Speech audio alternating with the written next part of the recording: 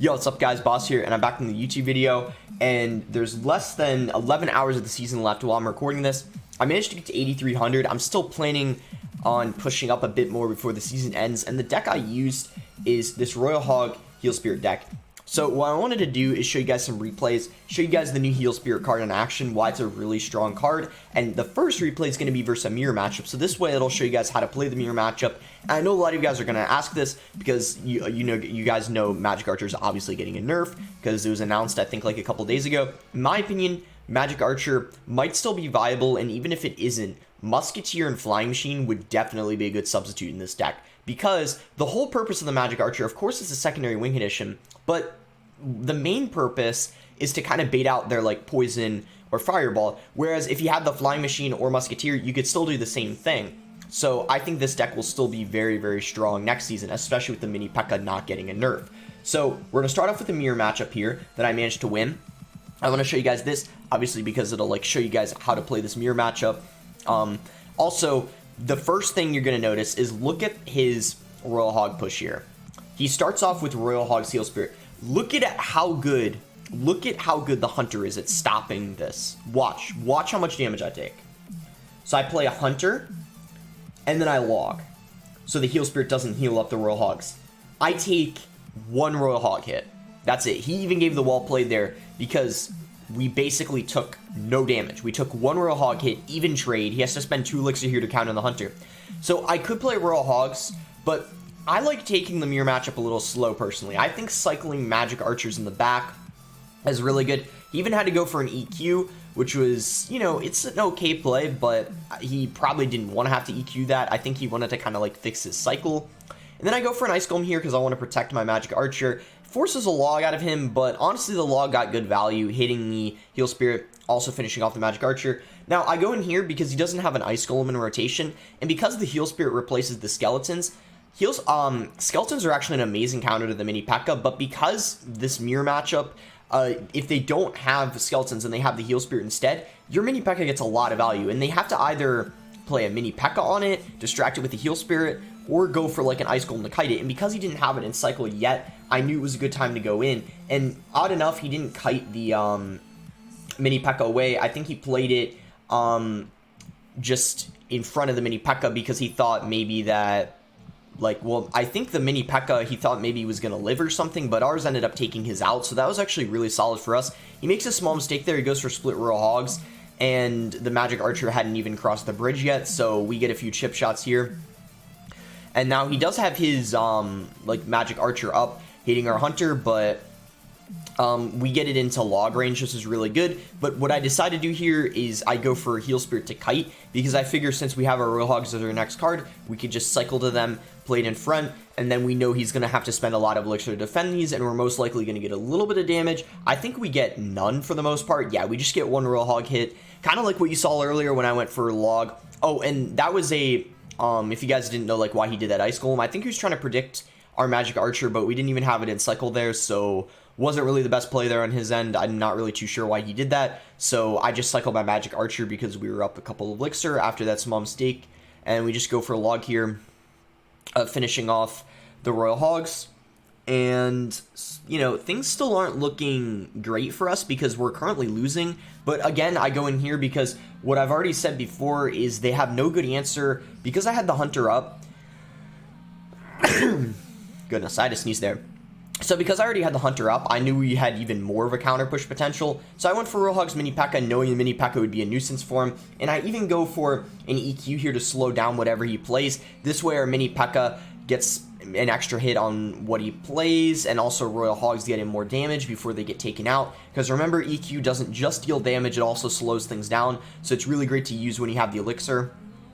And we do a really nice job of predicting his Magic Archer here. It's always good to be safe than sorry, because let's say he didn't play the Magic Archer there, that wouldn't have really hurt us. And because he could just use, he just used 6 elixir actually, because he went for Magic Archer and log. Our Magic Archer's alive, so we go in here, another good push. I play a Heal Spirit as well because he had just used his log, and we get a lot of damage on his tower, but you can see it's going to get really close. We don't take his tower here, and I think he goes in for, oh no, sorry, we go Royal Hogs because we get back to them and we have enough elixir, so we just pressure here and we get the win. and it was, you know, a pretty close game. We got some damage on the right lane, but we kind of had to adjust and go for the left lane, so definitely good game there. Was pretty close. What wins those matchups, in my opinion, is making sure you're predicting their Magic Archer when you know they have it in cycle. He did a bad job of predicting it because I didn't even have a Magic Archer in cycle when he went for that Ice Golem. So, I want to show one versus Golem deck here because I know a lot of you guys struggle beating Golem decks with a lot of different things because, like, I know I hear it all the time. People, like, just don't like Golem decks, so definitely should show this one. But yeah, let's just go into this replay here, showing you guys how to beat this Golem deck. So the key here is being pretty aggressive in single elixir, because your deck is a lot cheaper than theirs. Your deck is 3.1 average elixir cost, and I believe this Golem deck is either 4.0 or 4.1. It might even be like 4.3. So you're going to be being pretty aggressive, trying to prevent them from playing a Golem until double. That's your main goal. So you don't want to also play everything in the same lane, because since Golem decks have Baby Dragon, like, let's say I played the Mini P.E.K.K.A in the same lane as that Magic Archer, he could have played Baby Dragon, gotten a lot of value. So I always make sure I, if possible, split up my troops, making sure he doesn't get a lot of value out of them. So I knew he had to spend a lot of elixir there to defend that. So I just set up here with a Ice Golem Mini P.E.K.K.A, because the other thing is, because he had just used a Dark Prince and Mini P.E.K.K.A, I knew he didn't have anything good in rotation to take this out. So he has to go for an Ice Wizard and Barbell here, which is spending 5 elixir just to take care of a Mini P.E.K.K.A, which is obviously really annoying for him. But obviously really nice Barbell there, making sure the Heal Spirit didn't heal up anything. And because he didn't have the elixir, Mini P.E.K.K.A connects to his tower and gets one hit. It almost got a second hit, but unfortunately it died. And then looking at my cycle here, I knew I had to do either one of two things. I had to play a Hunter, which would have just gone to waste because the Mini P.E.K.K.A would have gotten hit on it, or I could have played Royal Hogs. And I knew he had a Dark Prince in cycle, but I knew it would have been the best option because I didn't think wasting a Hunter would have been a good play. Because if I'd played a Hunter, what he probably would have done is he would have just saved elixir and played Golem in the back, and then I probably wouldn't have been able to defend. So it's really important to make sure you're keeping the pressure up and just making sure they can't Golem. So I defend this really cheaply here. I just go for an Ice Golem, and then I go for a Mini P.E.K.K.A here at the bridge because I know, once again, his cycle is really, really bad for defending a Mini P.E.K.K.A. I think I played at the bridge when I hit 10 elixir because I know he doesn't have a Dark Prince. I know he doesn't have a Mini P.E.K.K.A in cycle. So as soon as he plays a Golem, I play Mini P.E.K.K.A at the bridge. He goes for a Tornado, completely screws it up though, which you're about to see because the Mini P.E.K.K.A ends up going for the Golem, which was really bad. He even like laughs here, I think, because he's pretty upset, and then I go for a Magic Archer like on the Golem. He's laughing. I throw a wow because I was just pretty surprised that he like screwed up the NATO, and also that like I don't know, but we just go for an Ice Golem here to pull away the Mini P.E.K.K.A, and then Mini P.E.K.K.A his Golemites, and then we make a bit of a mistake here. That was meant to kite the Mini P.E.K.K.A, but look at these Royal Hogs. They end up pulling the Mini P.E.K.K.A back and completely defending it. That was actually pretty clutch because I was in a pretty bad spot there. And then this whole ending is really insane. Like, just watch this, guys. I go for Magic Archer here. Magic Archer's good, placing it like behind your tower so they can't lightning everything. You need to really space everything out here in these situations. That's one of the most important things. But he has a really nice Tornado. I got a little bit nervous here because he started playing like everything, and because we had the Heal Spirit, and not Skeletons, we have a hard time stopping the Mini P.E.K.K.A, but we go for a nice kite here, pulling everything away. There's 15 seconds left, and guys, this gets a little bit crazy. So I go for Royal Hogs again, kiting the Mini P.E.K.K.A and the Dark Prince. And then I think I go for my Mini P.E.K.K.A just for distraction. Heal Spirit, I was just kind of going for everything right now, hoping that he wouldn't take our tower. That's going to be a good game. Really, really kind of just close game there at the end. If he had like 2 more seconds, he probably would have won, to be honest. So we got a little bit lucky. So let's go over the next game here. This is going to be versus Mini Minter, which is a Mega Knight deck. So like, obviously, I don't really... I mean, obviously, Mega Knight's really good versus the Royal Hogs, but he doesn't really have a big spell for the Magic Archer, so Magic Archer can get a lot of value in this game, and that's kind of how we won. And also, there's something that happened where his cycle was really messed up, and then our Mini P.E.K.K.A connected to his tower a few times, I think.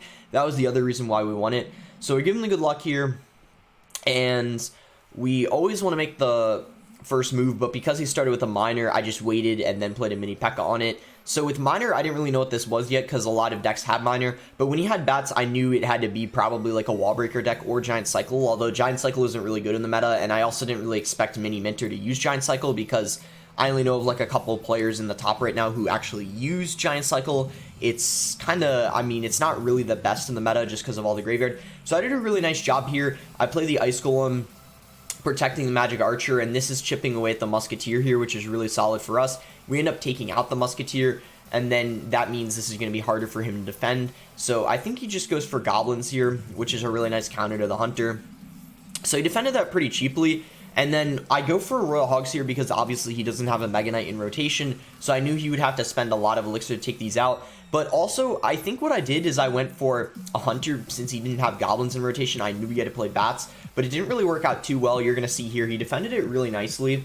It was honestly really solid defense on his part. So just to show you guys what happened here. So like I said, I knew he didn't have goblins in rotation. I knew he didn't have Mega Knight in rotation. And even though he was one card away from Mega Knight, he wouldn't have had elixir after playing something. So I go for Royal Hogs, immediately play a hunter after because I was expecting him to play bats.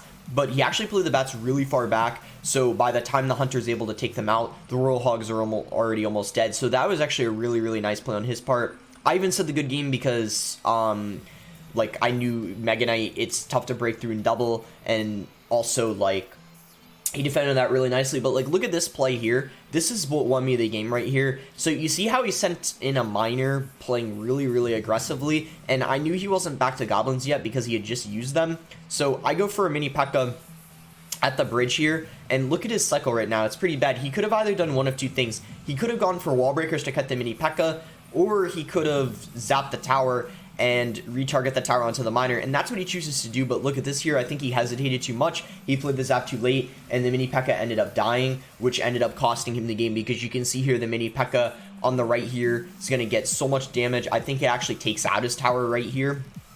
Yes, it takes out his tower. So log there on the wall breakers. Really nice defense, and just like that, we have a really nice lead. All because we decided to take kind of like a risk and go for the mini P.E.K.K.A, and because he decided not to use his wall breakers on defense, we ended up taking his tower.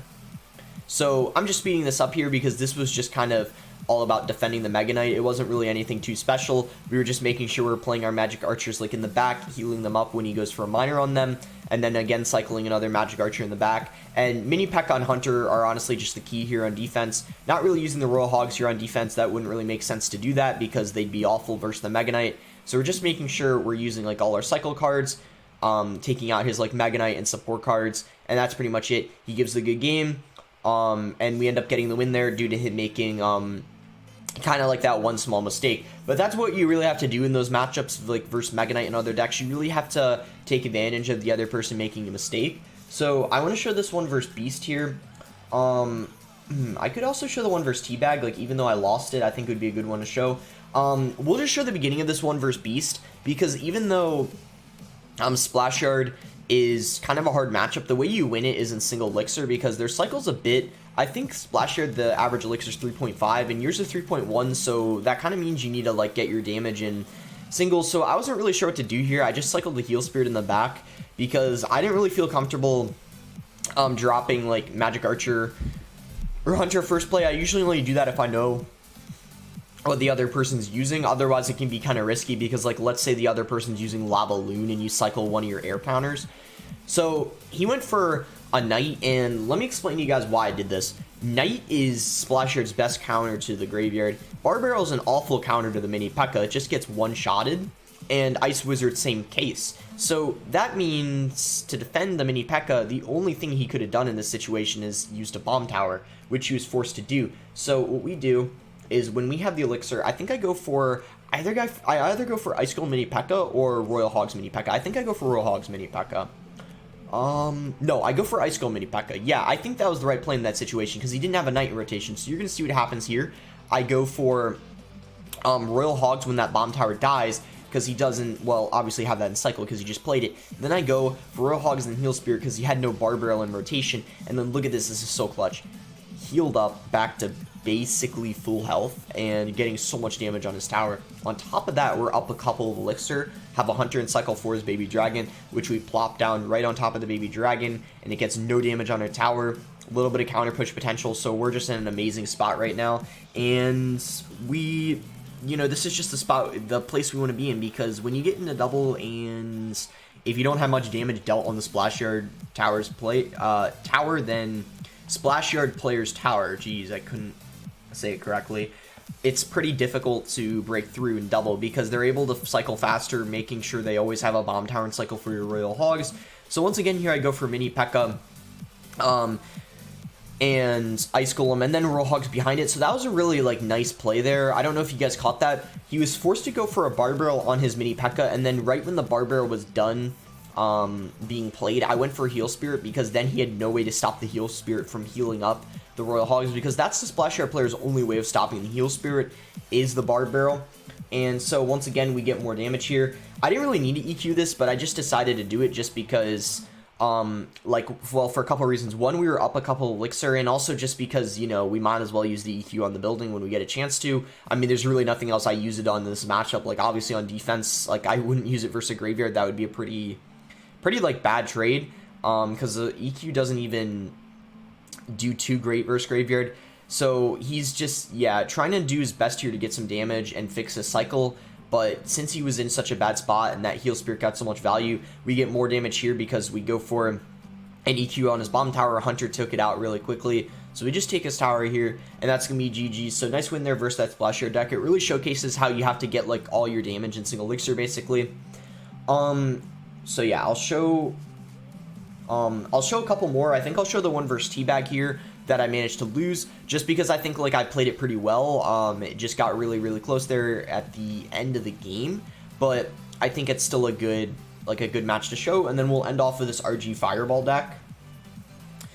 Yeah, Expo's an easy matchup, really no need to show that. I could show the 3M one, but I think it's fine. Let's just go with this loss here versus Teabag. You guys like it when I show losses because it kind of, like, I actually haven't seen the replay for this game, so I could actually kind of tell myself what I could have done differently for next time. By the way, guys, this is why, in my opinion, replays are really good. If you made it this far in the video, take this advice, because it's pretty good in my opinion. When you lose a game, I would watch the replay. If you have time. Sometimes I don't have time to do it, but there'll be times I watch it because it can really tell you what you would have done differently and what you could have won the game if you'd done that, and it really makes you learn things. That's the best way to improve at this game. Not just playing the game constantly, watching replays, learning what you could have done differently, and watching other people is very, very important too, not just playing. That's how you improve at this game. So that's why I think these replays are really, really good. So we're going to go for a Hunter here on this bomb tower. So this honestly might have been a little bit of a mistake on his part. He had to use his bomb tower there. I don't even think it was a good bomb tower. And then he kind of had to overspend on these Royal Hogs because he didn't have a bomb tower in rotation. So I don't know if you guys, my younger brother and mom are, like, yelling about something. I hope you guys don't hear that. Maybe you do. But if not, we'll just try to... hopefully they stop soon. I don't know what they're even talking about, but so you can see here, pretty even start to this game. He has poison for a Magic Archer, so Magic Archer is really hard to use in this matchup. We need to make sure we're playing it behind the tower that has the most HP, and he does something pretty interesting here. He decides to let us take the tower, and he went really aggressive himself, but we got the better outcome of that, obviously, because we ended up taking his tower. Now, I wanted to still defend this tower, even though the tower was pretty low. We don't really want to give him it. We want to have to force him to spend as much elixir as possible. At least that was kind of my my mindset in this situation here. And maybe looking back at this game, depending on what I do the next few plays, I'll realize maybe it wasn't a good idea to over defend the tower. But the reason why I decided to do it is because he poisoned the Magic Archer, so I figured, okay, now he doesn't even have poison to poison the tower, so how is he even going to get this tower? That was kind of like what I was thinking, but maybe I should have realized he had a really fast cycle. But then I was shocked that he went in for a miner on the left tower, so he needed to, like, I was thinking to myself, okay, he needed to get, like, at least a poison on my right tower, which is good. And then I even catch his miner here, which was great. So I thought, you know what, things were looking pretty good. You know, we're at 25 seconds in this match, but then he went for wall breakers, and I think that's where my mistake was right there. Now that I see this happening, the fact that I dropped an EQ on those wall breakers, that was a pretty big mistake, because then I didn't have EQ to go in for a push with the Royal Hogs. If I just ignored that, I could have gone Royal Hogs EQ with like a heal spirit or something, and because he had to go aggressive with the wall breakers, he might have not even had the elixir to defend it. And we could have gotten a bit of damage either on his king tower or his arena tower, which, you know, would have been better, I feel like. But now we were kind of in a rocky spot, because since he had the king activated and, you know, we had more damage on the king, I was kind of unsure what tower I wanted to take out. I didn't know if I wanted to take out his king tower here or his arena tower, because they were both at like the same health, and I didn't really see one being the better option over the other. So I was just kind of defending and supporting my troops with Royal Hogs, and very, very lucky there that that wall breaker didn't connect. So I think I go in here with Royal Hogs, if I'm not mistaken. I think I go for, well, I guess Ice Golem, Magic Archer, and then Royal Hogs here. I guess I don't go for Royal Hogs. Do I predict his bomb tower with the mini P.E.K.K.A? Yeah, I think my next set of Royal Hogs, what I do is I predict his bomb tower with the mini P.E.K.K.A. Really nice hunter there, stopping the wall breakers. Pretty bad Ice Golem on my part. If I had not played that, and if I had gone Ice Golem Royal Hogs, that might have actually been a really good play. So that was a mistake there on my end. Pretty bad Ice Golem. I guess I was kind of doubtful that I caught the miner. And he's just doing a really nice job with these bomb towers, killing our Royal Hogs. So I think I'm unable to break through here, and eventually he just miner chips us out. So I go for a mini P.E.K.K.A, predicting his bomb tower again, but he plays it in the back this time, switching up the bomb tower placements. Honestly, he's just playing this really, really well here at the end, and he ends up getting the win here. Like, again, I don't really know exactly what this matchup is. We do have EQ for his bomb tower, but I feel like his cycle's pretty fast, and since he has poison for our Magic Archer, it's actually quite difficult to break through. But was a pretty close game. Was kind of bad that he took our tower. Maybe I shouldn't have over-defend the right tower, or maybe I should have fixed my cycle differently so I didn't have to EQ the wall breakers. But in the end, we ended up losing there versus Teabag. But Teabag's a really good player. He's really good with the minor wall breaker cycle decks. So let's go in this game here. I don't know if it's Jug or Jug, but let's go into this match. I think this is a good one to show, because you can see we don't have a reset to his Inferno Drag. He has Fireball for our Royal Hogs. And he also has Bar Barrel, which is good versus Heal Spirit. So if we go for Royal Hogs, Heal Spirit, he can just Bar Barrel Fireball. So honestly, I wouldn't say this is like an awful matchup, but it definitely isn't the best. We needed to be really careful with how we were playing. And early on, I actually made a small mistake. You're going to see here, the Inferno Drag ended up locking on, I think it was my mini P.E.K.K.A, when I was trying to get it to lock on my Ice Golem, which was pretty bad. So I didn't really know what he was using yet. I remembered versing this guy before. All I remembered is that he had RG. I really had no idea what the rest of his cards were. So I was kind of in for a surprise when I versed him. I think here I go for Royal Hogs opposite lane, because I was thinking like we had to, you know, go opposite. We couldn't play, you know, everything in the same lane, because if he had, say, Fireball, like he just would have Fireballed the Magic Archer and the Royal Hogs, which would have been bad. But yeah, you're gonna see here, this was like what was, I paused this at the perfect time. I wanted to kite those Barbarians and also have the Inferno Drag lock on the Ice Golem, but you're gonna see that wasn't the case here. Inferno Drag ends up locking on the mini P.E.K.K.A, and this was really, really bad, because this meant the RG ended up getting in a lot of extra damage, because if we had gotten that Ice Golem to block for the Inferno Drag, the RG I think would have gotten one less hit. But, I mean, it's not like we were in an awful situation. It just means he was off to a really, really nice damage lead, and we had to make a pretty good comeback here. Also, on top of that, now I'm watching, I can see he's up quite a bit of Elixir too, well, 2, which is still helpful. And then he sends a Miner. My cycle was really bad for defending a Miner. So I just went for Royal Hogs. I go for a Heal Spirit, and you're going to see here, this is what I was talking about. He can go for a Fireball and Bar Barrel, which fully shuts down the Royal Hogs, and it's an even trade too, so it's kind of bad, because as long as he has those in cycle, he can easily stop them. But that's what this deck is about, guys. It's pretty cheap, definitely cheaper than his deck, so you got to outcycle the Fireball. That's the way you win this. Pretty interesting here, he decided to leak an Elixir. That probably wasn't the best idea. He probably should have just played the Inferno Drag a bit earlier. That might have, like Elixir, or half an elixir, whatever he leaked might have been good use, so I don't think it was the best idea. So I think here I just go for Royal Hogs again, because I can't really leak elixir. I go for Mini P.E.K.K.A on his miner, and you can see things are actually looking really bad. I still don't have much damage on his right tower, but once again, he's leaking elixir here. I really don't know why. I think him leaking elixir might actually be what's losing him the game here. I don't know if he's lagging or what, but like, I feel like it's never really good to leak elixir, especially in double. And the Inferno Drag ends up getting distracted and goes into the other lane, and the Mini P.E.K.K.A somehow gets a hit on his tower, even with the minions down and the Inferno Drag.